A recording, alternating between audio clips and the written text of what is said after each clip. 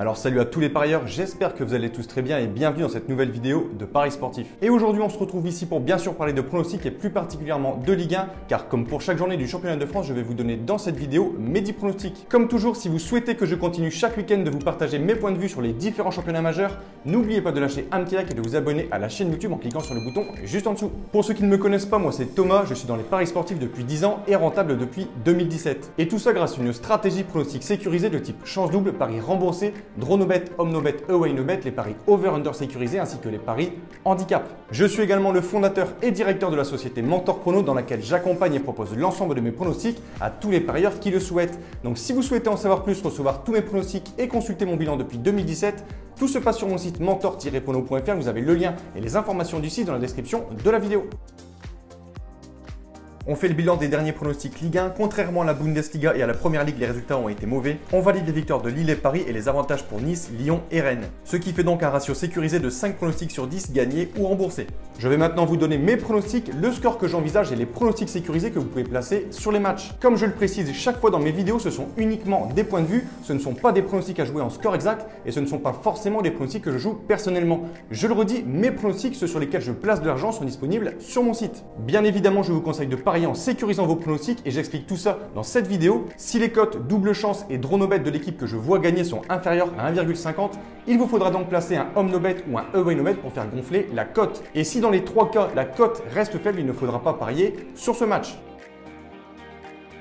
Premier match de cette 16e journée qui cette fois-ci débute un samedi, Metz-Lens. Les 100 heures enchaînent les bons résultats depuis leur remontée en Ligue 1 avec notamment encore cette semaine une très belle victoire du côté de Monaco 3-0 où clairement les Lensois ont montré qu'ils n'étaient pas là pour jouer le maintien. À seulement 3 points du 4e Marseille, les Lensois voudront forcément venir à Metz dans l'espoir de repartir encore une fois avec les 3 points. Mais attention aux Messins qui sont plutôt surprenants cette année car malgré quelques passages à vide, Metz reste une équipe solide et ils l'ont également montré mercredi soir en s'imposant 2-0 à Montpellier. Rencontre plutôt difficile à pronostiquer, je pense qu'un match nul est fort possible pour ce match. Je vais dire un partout avec tout de même un avantage aux Lensois qui selon moi sont plus en forme.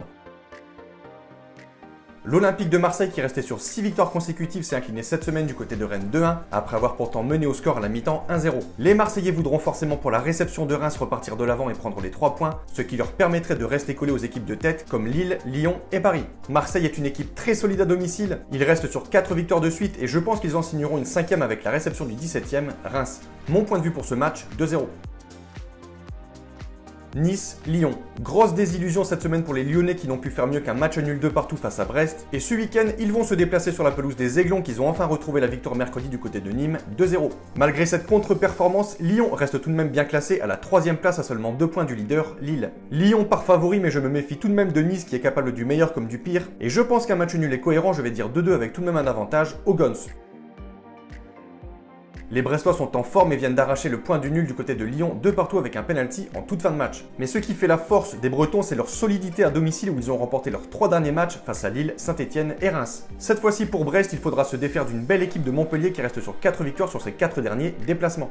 Les Montpelliérains qui se sont inclinés cette semaine à la Mosson face à Metz seront donc revanchards pour essayer de garder leur 5e place, mais je vois plutôt un avantage à Brest pour ce match avec un nul 1 partout et avantage pour la sécurisation. Lanterne rouge du championnat depuis quasiment le début de saison, Dijon n'arrive pas à s'en sortir et a subi cette semaine face à Lille sa 8e défaite de la saison, 2-0. Les Bourguignons seront opposés ce week-end face à une équipe de Monaco qui malgré quelques bonnes prestations reste sur 3 défaites consécutives et s'ils ne veulent pas s'enfoncer dans le ventre mou devront prendre les 3 points à Dijon. Je vois les Monégasques favoris et je pense qu'ils infligeront à Dijon leur 9e défaite, je vais dire 3-1. Cela fait désormais 6 journées que les Canaries n'ont plus remporté la moindre rencontre, une situation très délicate, un nouvel entraîneur qui pour l'instant n'a rien changé et une triste 16e place au classement. Nantes reçoit ce week-end une équipe d'Angers qui malgré sa défaite cette semaine est plutôt en forme sur ses derniers matchs et je vois bien ce match entre Nantes et Angers se solder par un match nul à mon avis 0-0 avec tout de même un avantage aux locaux. Après une longue série de 11 journées sans la moindre victoire, l'AS Saint-Etienne a enfin renoué avec le succès lors de la dernière rencontre grâce à leur belle victoire du côté de Bordeaux, 2-1. Il faudra maintenant enchaîner face au 19e de Ligue 1 Nîmes et je pense que ce sera largement à la portée des Stéphanois, je vais leur donner la victoire, 2-1. Strasbourg va mieux, mais principalement à l'extérieur grâce à leur victoire récente du côté de Nantes 4-0 et Angers cette semaine 2-0. En revanche, à domicile, c'est plus compliqué pour les Strasbourgeois qui ont du mal à s'imposer à la maison. Et je pense que cela devrait encore être difficile avec la réception de Bordeaux. Je vois ce match se terminer sur un score de 2 partout, mais avec un avantage aux Bordelais. Après avoir enfin stoppé son hémorragie de défaite sans marquer le moindre but, les Lorientais avaient la semaine passée réalisé une belle opération en s'imposant face à Nîmes 3-0 avant de rechuter cette semaine. On ne va pas leur en vouloir du côté de Paris 2-0. Ils seront opposés à Rennes ce week-end qui depuis 2 journées a sorti la tête de l'eau. Peut-être le fait qu'il ne soit plus engagé en Ligue des Champions. En tout cas, il reste sur 2 belles victoires de suite face à Nice et Marseille et je les vois bien confirmer à Lorient en signant pourquoi pas une 3e victoire consécutive, je vais dire 1-0. L'affiche de cette journée dans laquelle se jouera la première place de Ligue 1 entre Lille et Paris. Champion de France en 2011, pourquoi le LOSC ne fêterait pas ses 10 ans avec un nouveau titre? En tout cas, ce qui est sûr, c'est que c'est pour l'instant la seule équipe française qui fait la meilleure impression sur tous les tableaux. Leader actuel du championnat est qualifié en 16e de finale en Europa League, en ayant notamment infligé au Milan AC sa seule défaite à San Siro sur le score de 3-0. Et en face, on a un Paris Saint-Germain qu'on ne reconnaît pas par rapport aux années précédentes, décevant dans le jeu, fébrile et clairement moins efficace dans toutes les parties du jeu. On a l'habitude que Paris ait toute la saison entre 10 et 20 points d'avance sur ses poursuivants, et cette année c'est tout l'inverse. Malgré une seconde place, Paris est vraiment en dessous du niveau qui devrait être le sien. Malgré l'annonce de la vente du club, les Lillois ont largement les moyens et l'effectif pour battre Paris, surtout que cela leur permettrait de prendre de l'avance sur Paris. Lille est toujours invaincu à domicile cette saison et vont-ils refaire comme en 2019 où ils avaient battu les Parisiens 5-1? J'aimerais bien, mais je vais plutôt proposer un match nul pour ce match 1 partout, avec quand même un avantage à Lille pour la sécurisation du pronostic.